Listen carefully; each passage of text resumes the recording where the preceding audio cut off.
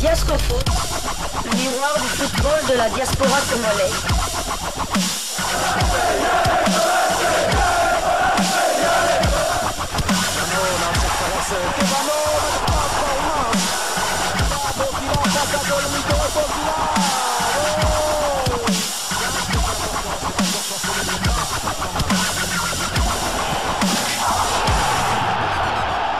Diasco Foot, le miroir du football de la diaspora congolaise.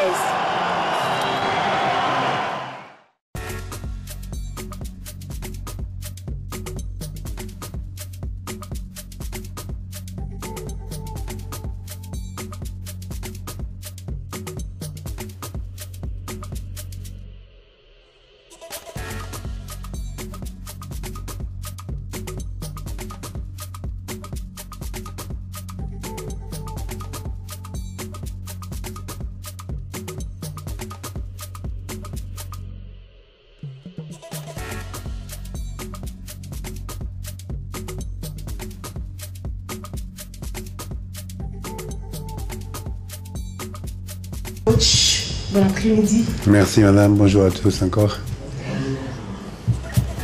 3 matchs nuls en 3 sorties. Pensez-vous que demain, ce sera la première victoire face à la République démocratique du Congo? Bonjour, donc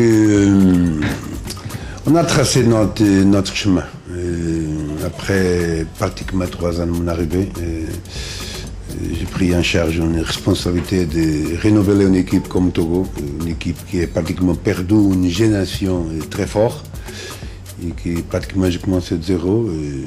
3 années après, je peux dire qu'on a renouvelé l'équipe 85%. C'est une équipe complètement neuve et qu'aujourd'hui me donne la garantie de rentrer dans tout le match, pas seulement le Congo, ou indépendamment d'être le Congo, une forte équipe.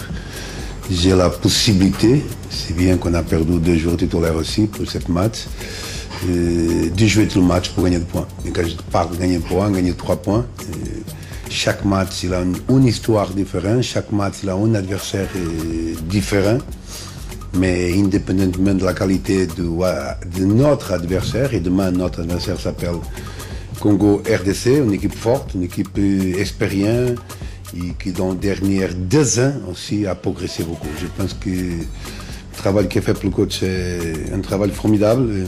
Avant Togo, toujours, Congo, toujours une grande référence au sport africain, comme le Togo aussi.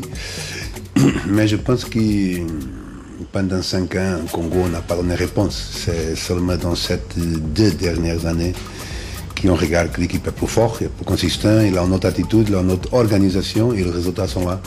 Donc, compète à nous demain de chercher cette match, prochain adversaire, avec le même objectif, l'objectif de faire le maximum de points. Et on vient de parler ça consécutivement. Nous sommes une équipe qui joue un football formidable, qui crée beaucoup d'opportunités, mais que dans la réalité, normalement, on doit avoir aujourd'hui pas les 6 points, on doit avoir 9 points, mais la réalité, on a 3-0. Et ça nous laisse énormément triste. Mais c'est le football. Donc, on va jouer contre un adversaire très fort. Et je peux dire qu'à 9 matchs qu'on ne perd pas. Si vous préférez, sur les derniers 20 matchs, on parle de 2 ans, on a connu 3 défaites.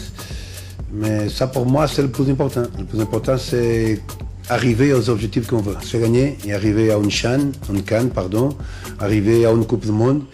Ne m'intéresse pas jouer bien et ne gagner pas. Donc, tout le reste, pour moi, on peut dire qu'on se peut dire. Donc, c'est pour ça que je dis, normalement, on ne doit pas avoir 3 points, mais la réalité est qu'on a 3 points. Face à autre chose que tu m'as parlé, je n'ai pas beaucoup de commentaires à faire.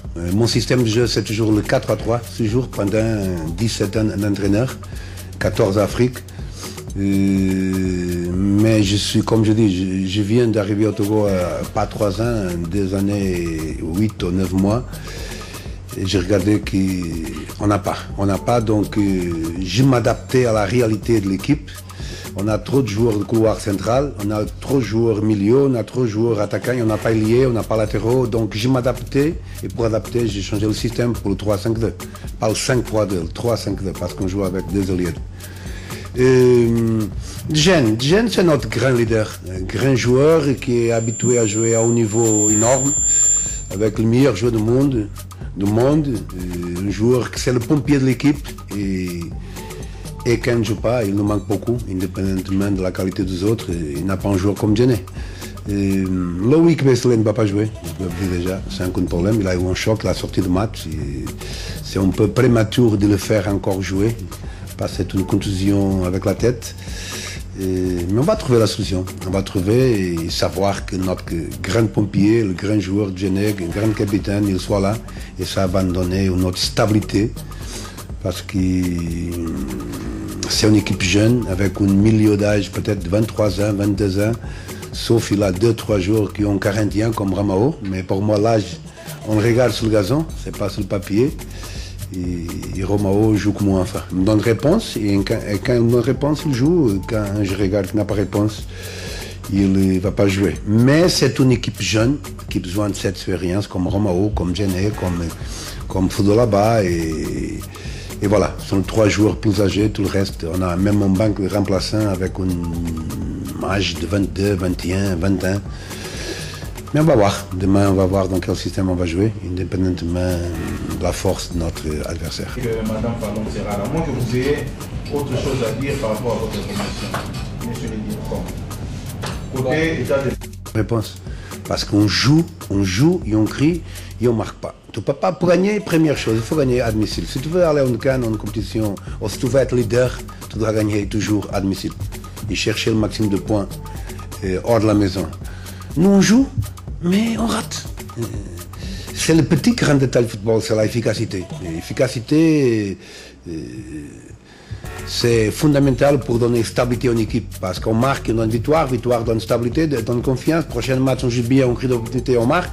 Mais si à l'inverse, jouer bien et crier, et après, à la fin du match, tu sens que tu es frustré parce que tu sens que tu as tout fait pour gagner et que tu dois mériter gagner. Et match après match, ça fatigue le mental du joueur. Il va jouer avec la meilleure équipe. Il ne va pas... Excusez-moi, madame. Il va pas... C'est pas un joueur qui rate le but. On parle de 4-5 joueurs, donc on ne peut pas changer les 5 en même temps. On a de bons attaquants. C'est une question d'améliorer cette petite grain détail sur le but.